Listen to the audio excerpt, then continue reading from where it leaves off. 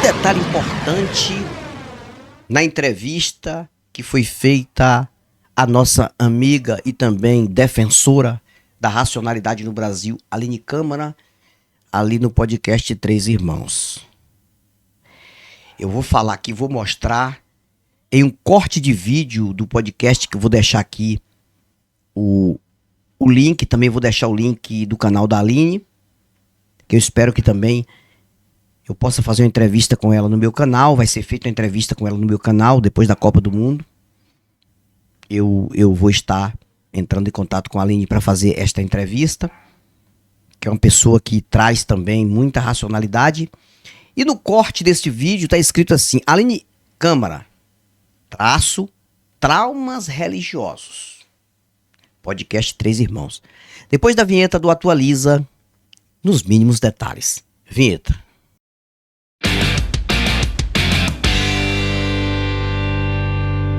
Atualiza, com Antony Galvão.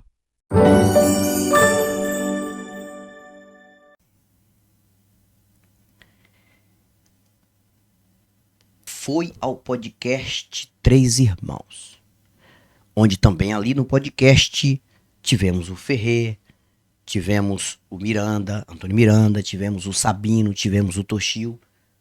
Não sei se o Toshio, não sei se ele foi nesse podcast já.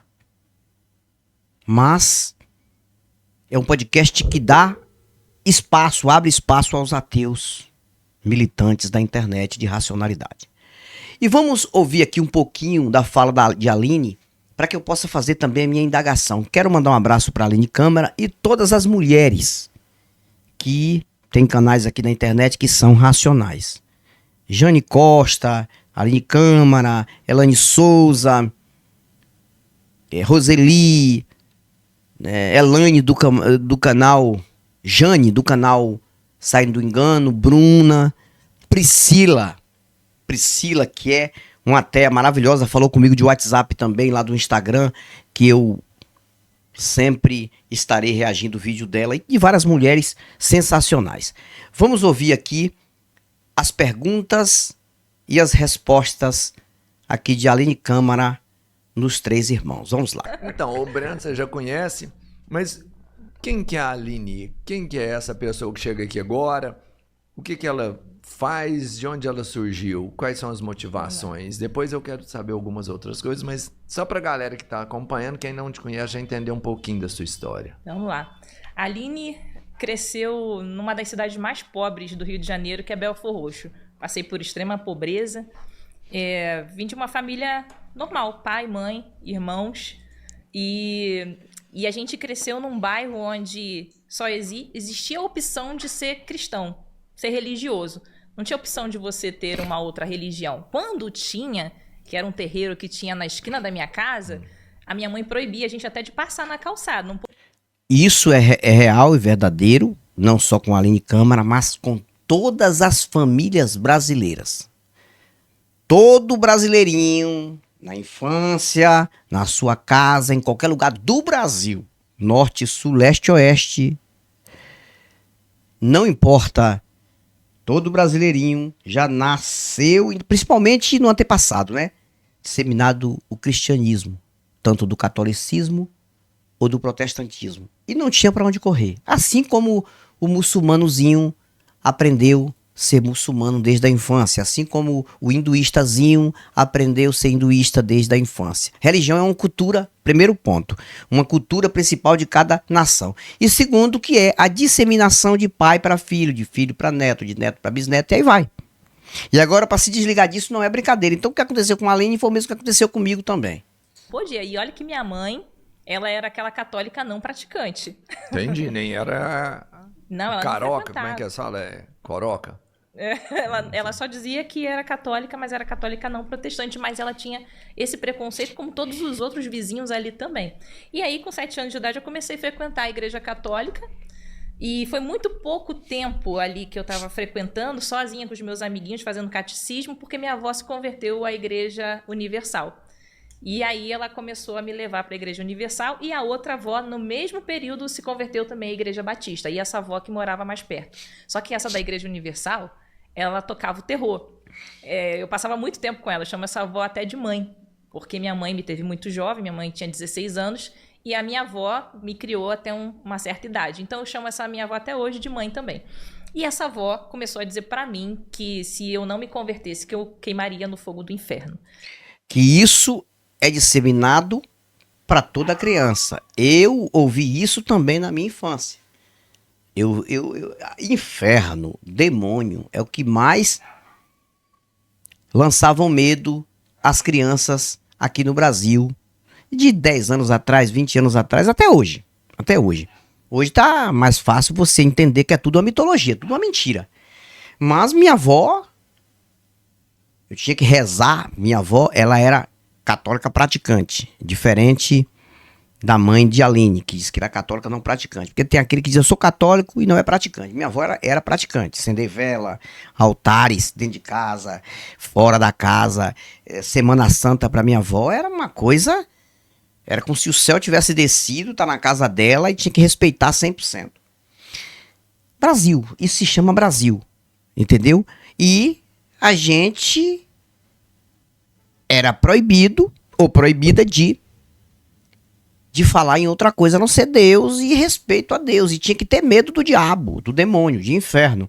E isso aí é que dissemina a religião extrema na vida de um brasileiro que depois, mesmo fazendo faculdade, formação acadêmica e na área científica, mesmo assim não tira da mente. A gente vê aí o exemplo de repórteres, de médicos, de até cientistas que são religiosos extremos, que acreditam em fantasma, que acreditam em coisa de aparição, que acreditam em coisa que se manifesta em um hospital. Tem médico que acredita que Deus se manifesta no hospital. Que merda é essa, cara? Médico. Então, isso é o Brasil. Isso é o Brasil. E aí ela contou o inferno com detalhes pra mim. Eu fiquei extremamente apavorado. Imagina uma criança de 7 anos de idade ouvindo sobre o inferno. Então, o que é um inferno para uma pessoa de 7 anos? É uma realidade. A criança de 7 anos, ela tem uma mente mágica. Se você falar pra ela que o inferno é um local de fogo, de sofrimento, e que seus pais, se não se converterem, eles vão pra aquele inferno sofrer eternamente, tipo, eternamente quanto? Pra sempre. Não vai acabar nunca. Você vai tentar morrer e não vai conseguir. Era assim que ela me contava. Esse era o inferno da sua avó. Esse era o inferno da minha avó, da Igreja Universal. E é o inferno de todos os crentes que acreditam, católicos também. E isso na mente de uma criança é uma coisa absurda, porque uma criança está com a mente em formação. A criança nasce totalmente neutra, é como se fosse uma ateia, sem saber que é ateia, porque tem que sobreviver, nasceu para sobreviver, tem que ter o cuidado dos pais, mas mesmo assim a criança luta sempre para fazer a sua vontade de sobrevivência. Aí disseminam na mente de uma criança uma religião extrema e um medo desgraçado de inferno, colocando que tem um lugar de fogo, de tormento, que a pessoa, se não obedecer determinada coisa, vai para aquele local queimar eternamente. Cara, isso é sério. Isso é causador de vários pesadelos prejudiciais na mente de uma criança. Tinha um capetinha com tridente e tudo mais. Tinha capeta e você tentava morrer e várias vezes ficava ali no lago de fogo queimando e não ia conseguir morrer. Ia só sofrer eternamente. Imagina isso na cabeça da criança de 7 anos de idade. Eu não tive mais tranquilidade na mente porque eu ficava o tempo inteiro achando que eu ia pro inferno ou os meus pais que não eram convertidos iam pro inferno. Meus pais não eram religiosos. Meus pais bebiam, fumavam e eu ficava desesperada, não dormia à noite, comecei a ter medo de que alguma coisa puxasse o meu pé. Cara, o que a Aline está falando aqui, cara, aconteceu comigo a mesma coisa. Por isso que eu digo, é muita verdade na fala dela aqui, porque aconteceu comigo a mesma coisa. Gente, eu tinha pesadelo, eu achava que tinha um fantasma do lado da minha cama. E quando eu falava isso pra minha avó no outro dia, porque você não tá rezando. Eu criança, você tem que rezar. Você tem que rezar o Pai Nosso, você tem que rezar isso e aquilo. Eu ficava com medo até de uma aranha. Eu não esqueço nunca, tem uma coisa que eu nunca falei no meu canal. Uma vez eu fiquei assombrado, me assombrei à noite por conta de uma aranhazinha. Essa aranha que tem as pernas, uma aranhazinha pequenininha que tem as pernas longas, né? Que você vê em qualquer lugar por aí. Totalmente inofensiva essa aranha. E eu sonhei com uma aranha daquela gigante em cima de mim, assim, com aquela cara de demônio. É muito prejuízo na mente do ser humano que a religião cristã fez no Brasil. Fiquei naquele pavor e comecei a frequentar a igreja com muita frequência. Eu falei, não, Pode deixar, vou me converter, preciso me converter. Quando eu posso ir lá na frente e aceitar Jesus, que é aquele gesto simbólico para quem faz parte da igreja protestante, é assim, né? Na igreja católica, não sei se funciona assim, acredito que não, mas na igreja protestante... Não, a igreja católica não tem a questão de aceitar Jesus. Eu, como fui católico também, ali, franciscano, a igreja católica é o seguinte, é você ter uma obediência com aquela regra do catolicismo. Você tem que fazer primeira comunhão. Primeira comunhão é a primeira coisa que a igreja católica exige do católico que vai ser praticante, que é a primeira comunhão. Eu fiz isso. E depois você tem que estudar, fazer a chamada catequese, estudar catecismo. Tudo isso eu fiz. E você tem que participar de todas as missas. E principalmente tem que comungar. A hóstia consagrada é algo que você não deve deixar passar batido. Você tem que estar ali na hora da missa, assistir a missa toda, e na hora da fila, que o padre começar a distribuir a hóstia, você tem que participar. E sim, você está em comunhão com o Deus da Igreja Católica. É desta forma que funciona. Você tem que fazer um gesto de levantar as mãos e ir lá na frente para poder mostrar para todo mundo que você se converteu a Jesus. E eu era louca para fazer isso. Só que aí minha mãe segurou um tempo que ela falou, você é muito pequena ainda para isso. Quando fiz 9 anos de idade, já estava com uma certa idade, né, ali para poder fazer isso. Minha mãe perguntou, minha mãe estava visitando a igreja comigo, né? E eu falei assim, eu quero ir lá na frente, mãe. E ela falou, você tem certeza disso? Eu disse, tenho, eu preciso me batizar. Porque eu morria de medo de morrer e não ser batizada. Até rolou uma sacanagem da sua mãe, né? Devia ter deixado com 7 anos. Você ficou Não é. Fiquei sofrendo ainda. Não é sacanagem só da mãe. É porque a mãe, às vezes, é porque foi enganada. Isso é sacanagem da igreja católica e de igreja protestante, de padres, de líderes picaretas que colocam isso na mente e usam o texto também do conto do vigário que diz: se crê e for batizado será salvo, porém quem não crê será condenado. Então é uma sacanagem que já vem de longe, de longas datas. Aí pega a pessoa de surpresa. A mãe de Aline era uma pessoa que não tinha essa noção, como a minha também, a minha avó também, então ia empurrando aquilo ali nos filhos. 2 anos porque eu queria me converter porque eu tava com esse medo do inferno. E a minha outra avó que levava a gente, né, pra igreja, da igreja batista. E aí com 9 anos eu me converti. E comecei a seguir ali, frequentar. Eu era muito assídua na igreja. Ia de segunda a segunda, minha avó era nova convertida, então minha avó vivia em todos os cultos, participava de tudo e eu estava com ela o tempo inteiro. E aí comecei a crescer, a desenvolver, a ter interesse por meninos e tive interesse também por menina. Nesse momento tinha 12 anos de idade. Quando eu comecei a ter interesse por menina, que era uma amiga minha, eu já tinha aprendido que aquilo era errado, que era pecado. Aí, imagina, né? Eu que já tinha pavor de ir pro inferno, eu senti atração, meu corpo respondeu aquilo, eu fiquei em desespero. Eu falei, não posso sentir isso, não posso pensar nisso. E relacionado a isso também, teve questão de masturbação, né? E isso é muito natural nessa idade, tanto para menina quanto para menino. Eu passei por tudo isso e eu me culpava o tempo inteiro, eu chorava o tempo inteiro, eu pedia perdão a Deus o tempo inteiro, eu lia a Bíblia, estudava a Bíblia e estava ali de segunda a segunda na igreja e pedia perdão por causa dos meus pensamentos, das coisas que eu sentia, das coisas que eu pensava. Pois bem, até... E na Bíblia estava falando isso, que você não podia ter esses sentimentos... Tem isso na Bíblia? A gente ouve dos pastores, né? A Bíblia é a fonte de todos esses, eu vou falar assim, é a fonte de toda esta escravidão mental, que o ser humano não deve nem se conhecer fisicamente, porque tudo que você pensa e analisa e o seu corpo puxa para aquilo, porque a sua natureza, você é natural, você é um ser físico, você está sujeito sim a ter certos desejos, certos pensamentos, mas para a Bíblia é um pecado mortal. Ou seja, um Deus que fabricou seres vivos com desejos, com busca de conhecer o seu próprio físico, mas que esses desejos não podem acontecer porque são pecados mortais. Que desgraça na mente humana o evangelho ou qualquer merda religiosa faz ao ser humano em questão de sistema. É isso que eu estou criticando. Então tudo que a Aline está falando é coisa que a gente vê que vem de berço, é natural. as crianças. Ela falou aqui uma parte muito interessante, a questão de masturbação, que acontece tanto em meninas como em meninos. Claro, a gente sabe disso. Todo ser vivo quer conhecer, se conhecer, quer ativar aquilo ali dentro ali da sua puberdade, a sua adolescência, vai chegando ali aquela idade. Mas isso para a Igreja Católica e para o Evangelho é um pecado mortal. E isso escraviza o jovem, o ser humano. E tem deles que tendem a fazer coisa errada mesmo. Porque chega uma hora que não tem jeito e aí vai dizer não, eu vou fazer logo isso e pronto, e acabou. A gente ouve, mas é claro que a questão da homossexualidade tá sim na Bíblia, né? E fala pra gente negar os nossos desejos também, nossos desejos carnais. Isso tudo tá lá. E aí Existem duas palavras que eu vou explicar aqui agora. Uma não é certa a gente falar e a outra a gente pode falar. A Aline falou a palavra que é certa a gente falar, homossexualidade. Mas tem muita gente que usa a palavra homossexualismo. Homossexualismo é tido como se fosse uma doença, uma coisa assim, levada para uma patologia, e isso a lei não permite que você expresse. Você tem que expressar homossexualidade. Sempre em debate ou em entrevista é isso. Eu aprendi também isso.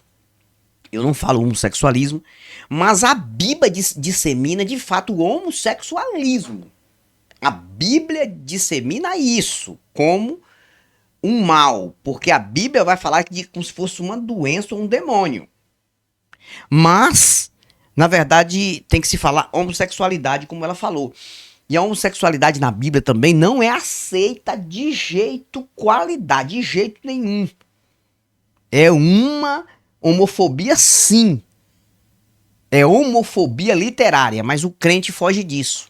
Fora da Bíblia, quando fecha a Bíblia, diz que ele não é homofóbico. Mas dentro da Bíblia ele tem que ser homofóbico, porque ele tem que concordar que Deus tem isso como uma abominação. Mas se Deus tem isso como uma abominação e pecado, por que ele fez o ser humano ter esse desejo? Um desejo por pessoa do mesmo sexo. Por quê? Se o natural é a pessoa ter desejo de pessoa de sexo oposto. Então, tudo isso você vê que a religião dissemina nas pessoas. E existe, obviamente, uma interpretação do líder religioso da sua igreja que você vai ouvir, principalmente você sendo uma criança, você ainda não tem esse discernimento do que é de fato real, do que não é, né? Pelo menos até ali os 12 anos de idade, tudo que é falado pra você, você leva como verdade absoluta. A sua mente mágica, a mente mágica da criança, ela leva tudo aquilo ali como real. E é por isso que as igrejas, elas usam tanto as crianças para doutriná-las, né? Porque quanto mais cedo você doutrina a criança, a mente da criança, maior a chance dessa criança permanecer ali dentro, acreditando em tudo aquilo, acreditando que existe inferno, acreditando que existe pecado, ela se sente culpada, e aí ela não precisa de uma vigilância externa, porque ela já tem essa vigilância interna na mente dela. E foi o que aconteceu comigo. Mas, como eu lia muito a Bíblia, eu questionava muito sobre muitas coisas, né? Eu ficava tentando entender o que era aquela história de Jó. Como assim? Deus estava competindo lá com o diabo e coloca o cara que era fiel, o cara mais honesto que existia e pune aquele cara daquele jeito para competir com Satanás. E só que assim, eu tinha aquele questionamento, mas eu não falava sobre isso porque isso também é ensinado que é pecado. Você não pode questionar a Bíblia, você não pode questionar a Deus, você não pode questionar o líder religioso. Mas aquilo ficava na minha mente, sabe, o tempo inteiro. E eu não compreendia o mal que aquilo estava me fazendo. Então aqui, gente, ó, nós vamos continuar em outro vídeo. Eu vou estar reagindo a esse vídeo. No mínimo, esse vídeo vai ter uns 4 cortes aqui. Para que o vídeo não fique extenso, eu vou ter que finalizar o vídeo aqui. E depois você vai acompanhar daqui para frente eu reagindo a Aline, porque aqui ela vai estar falando e eu vou estar falando também, reagindo. E eu vou estar dando o meu ponto de vista no que ela falou. Concordando sempre com o que ela está falando aqui, porque fala a nossa língua e a realidade do dia a dia, não tem como fugir disso. Lembrando uma coisa, esse vídeo aqui, que está lá no canal Três Irmãos, da reação de Aline, traz o tema de traumas religiosos. É uma interrogação, na verdade não tem interrogação aqui, mas é uma interrogação. O que causaram na mente de Aline, que hoje ela não quer saber disso e pessoas pensam que ela tem trauma e não tem. Ela está falando aqui as razões pelas quais a religião dissemina nas pessoas. Mas um dia você acorda de tudo isso, se você realmente tem uma mente boa, tem um QI legal e você raciocina, que você vai entender que você foi enganado desde a infância. E você deixa de acreditar nessas besteiras e vai viver a vida de uma forma livre. Entender que não há demônios, muito menos deuses. Nós estamos aqui por um acaso, ou não. Se não for um acaso, a realidade não está em religião nenhuma. Pode estar em outra realidade, pode ser uma realidade paralela que a gente não sabe. Se eu tiver errado, com certeza absoluta, não é nessa questão de não crer em deuses das religiões, principalmente nesse Deus da Bíblia. Se eu tiver errado, pode ser em alguma causa aí de uma realidade que talvez eu não entenda, mas o certo é viver a vida do jeito que a vida é e ser essa pessoa que você é, ou a pessoa que eu sou, sem prejudicar ninguém. E ser livre. E não acreditar em besteira, não acreditar em inferno, não acreditar em demônios, não acreditar em paraíso, não acreditar em deuses, não entregar dinheiro pra picareta e viver sua vida todo escravo ou escrava de uma denominação mentirosa que passou a vida toda enganando pessoas e vai lhe enganar até o último dia da vida. Não se engane com isso. Então, eu vou continuar no vídeo de número 2. Provavelmente terá o vídeo de número 3, o vídeo de número 4, o vídeo de número 5, porque o depoimento de Aline aqui tem que ser repassado para muitas pessoas. E aqui no canal Atualiza eu reajo isso e espero que vocês possam também reagir e deixar o comentário de vocês e um like é principal. Fico por aqui, neste corte até aqui, e vou voltar em outro vídeo falando sobre este caso. E vamos em frente, porque atrás vem crente. Atualiza com Antônio Galvão. Fui.